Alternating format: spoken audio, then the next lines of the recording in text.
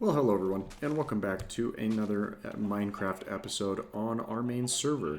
Last time, on Thursday, we went around and collected a bunch of dyes for our shulker boxes, primarily, to make sure that we have one of every color, and that went very well. But today, I'm wanting to showcase I guess you could call it a redstone-less animal sorter. And that is based off of this little farm area that we have set up here. And I did talk about it briefly in a previous episode, but I want to briefly walk through the way that this is meant to work. Now, real quick before we jump into that, as I'm grabbing a couple of extra materials here, I do want to kindly remind you that if you have not done so already, please make sure to check and see if you are subscribed to the channel. And if you are, thank you so much. If you're not, well, please take a moment to do so, as that subscription is free and easy. It helps me out greatly. And I have content coming to you on a daily basis, so all of that stuff greatly helps me to know what type of content that you are enjoying. Now, we've got a couple of updates to our little area here. First off, I've gone ahead and dug out a good portion down here below ground, and that is good news because it means that we are ready to actually showcase how this is meant to work. So let's go ahead and swap a couple of things around here. And the way that we're going to want to do this is we'll want to put one fence gate on either side of this, and I'm now realizing that I don't have the actual inventory space there, but that is no matter. So let's go ahead and knock this out as well, and that is also the wrong spot, so that's twice now. Now we can pick up that fence gate, or that fence post there. And now we have our last remaining adjustment needing to be made down here. Now, as you're familiar, as I'm sure many of you who are watching this video have quite a bit of Minecraft experience, you can breed up cows and sheep with the use of wheat. And that is a byproduct of what we're trying to do down here in this bottom section, as cows are a nice source of not only food, but also leather. And both of those things are quite nice when it comes to making books. And then over here on this side, you have the sheep, and the sheep are useful for their wool and also, you know, for their food supply that they have as well.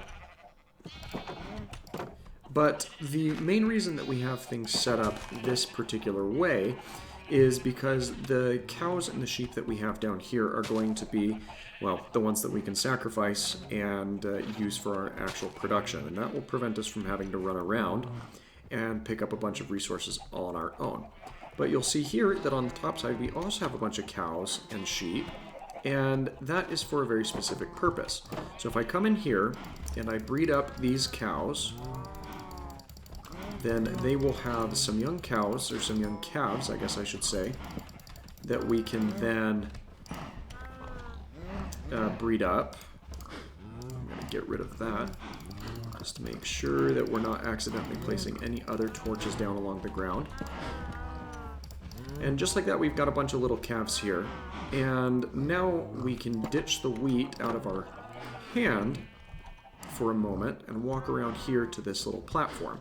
And this uses the cow's natural tendency of wanting to move in closer to their food source. And as you snake back and forth around this little ledge here, most, if not all, of these little calves will make their way down into the bottom section. And we can show that that is indeed working by coming down here and beckoning a couple of the cows over here. Now you'll notice that, yeah, we do have a couple of cows or calves, but the ones that we bred up from the upstairs are now down here as well, or at least most of them. I know it's not a perfect system. If I could expand that little platform back another block, I think it'd work rather well. But as a further concept, there's only 2 small sheep down here as of current. So let's run upstairs, make our way into the sheep pen, and start breeding up a couple of our sheep up here. And now that we've got some sheep bred, we can go ahead and make our way out of this pen, much like we did in the cow pasture over there. And then rinse and repeat the same thing where we can kind of work our way back and forth across this little ledge, get a couple of those smaller sheep to fall down onto the lower level. And again, as a proof of concept, if we come down here to the bottom and beckon some more of our sheep over to the edge, you'll now notice that we have an extra 2 sheep or 3 sheep that have fallen down here. And that will prove quite nicely for, well, when the time comes that we need to harvest them for more than just their wool. And that's the gist of what I kind of wanted to showcase here. Now, I know that these episodes I've been doing with some more increased frequency, but I have been wrapped up in a lot of different projects, even on a couple of different servers. I had some friends that caught wind of the creeper farm that I had put together, as well as that enderman farm, so I've been recruited to go and help them out with some of those productions. But there is one other thing that I wanted to showcase, and it's been in the background of some of my videos, but I've been trying to not draw a whole lot of attention to it. But now that most of my projects are finalized, I feel like it's finally at a point where I can bring those things up and not really have to worry about it, because now you'll know that it's coming. So let's get in a little bit of rest here. And as we wake up, we'll go ahead and do ourselves a little flyover. I guess I can use the Flight 1 rockets here.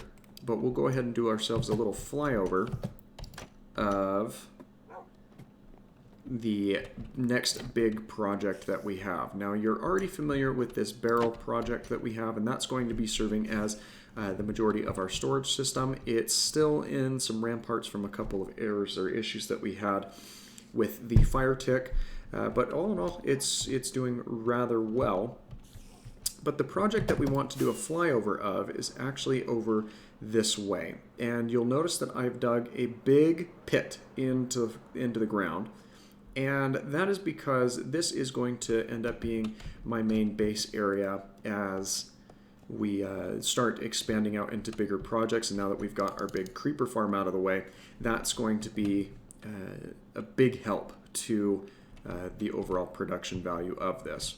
Now, I'd say that this project down below is probably only at about 5 to 10% completion. And the reason being is I am looking to create the Infinity Void type effect on an unprecedented scale, as I don't know that I've ever seen an Infinity Void of this magnitude put together.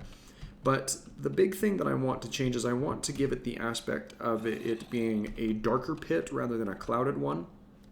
And so I'm going to be lining the floor and wall sections of the exposed area of this pit, or the desire is to expose that or place it in obsidian to kind of give that black background. And yeah, concrete would probably do the job a little bit better, but I think for the sake of this demonstration, it's going to have a little bit more texture and definition if I do end up using the obsidian.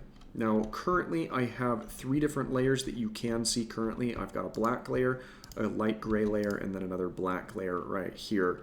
And we're going to have to take this up another several layers. You can kind of see that lip or that rim around the edge here. That's the very top edge of that pit. So just down below that ring is where we're going to take this project. And for that, I do have a super smelter of sorts set up in our basement, which we can go take a look at briefly. But this will very much be turned into a utility type home as soon as we have the different things finished out. But if you, as you'll see here, well, not here, but here, if the game catches up with me, there we go. We've got a lot of chests full of glass that's been ready to go from this smelter project. This takes several hours to fully run out of things once you've got it all smelted up. But it's an automated process that makes things quite nice and easy. And we'll be able to crank out the glass as we're needing it into industrial quantities.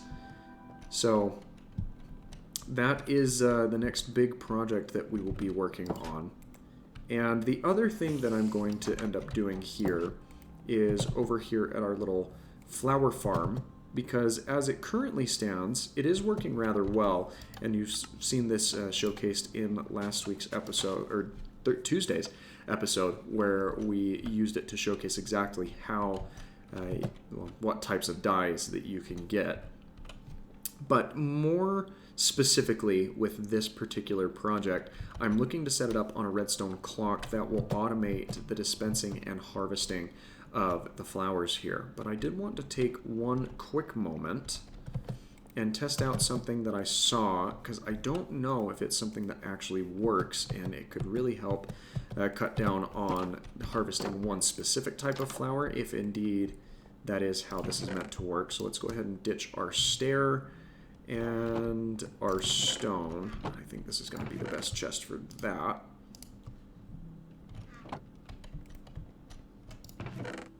And let's grab ourselves some bone meal and head back down to this little farm.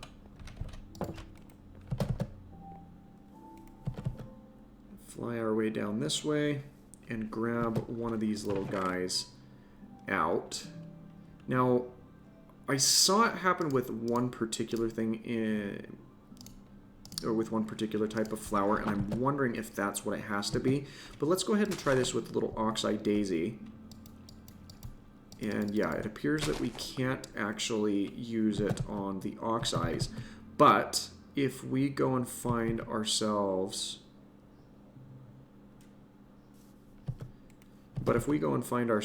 a taller flower, I think it might work with them. Actually, we've got some sunflowers over here at the main base. Or just off the side. Yeah, here are the sunflowers. So let's go ahead and run this little proof of concept over here. And yes, so I didn't know this until just very recently, but apparently with these taller versions of flowers, you can bone meal them repeatedly to get more of their flowers. So that's not particularly useful for either of the dye types that we're fishing for over at the main base project, but it will be possibly be of use for us at a future or later date. Now, the only other thing that I wanted to kind of make mention of or showcase here is we did expand out our sugarcane farm a little bit to improve its yield. And this is still at a very basic level, but it's doing what I need it to, and that's what's most important. So you'll see that we've got a couple of observers set up along the top here, and we've connected the water stream from this section to feed into the same chest. Because I had this all full of sugarcane, and we ended up using it all as we've been on a quest to, I guess, get involved with a very particular project, which is over here in our little house. As you see, we've got a bunch of more librarians hanging out, and a lot of really good trades coming out of those as well. Projectile protection, efficiency mending, really good little resources here that we can use to further our inventory and get more and more things like this guy. This guy was super awesome with Frostwalker and Sharpness 5.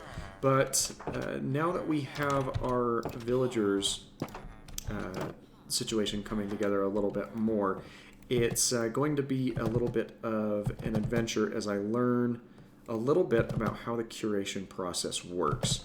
And I know I've showcased this little guy over here previously, but we have down here below ground next to our little barn, we have our Patient Zero, who's going to be the key instrument in curing or infecting, and then we will later cure our villagers to get better trade rates out of them. So that is going to be a fun little endeavor to get involved in. But that is going to be it for today's episode, and I hope that this has been insightful and beneficial for you. So I do want to take a moment and thank you for watching. If you enjoyed, please feel free to leave a like on the video, and don't forget to subscribe if you haven't already. And we will be back tomorrow with our next episode in our Legend of Zelda series. So thanks again for watching, and you have yourself a great rest of your day. Bye-bye!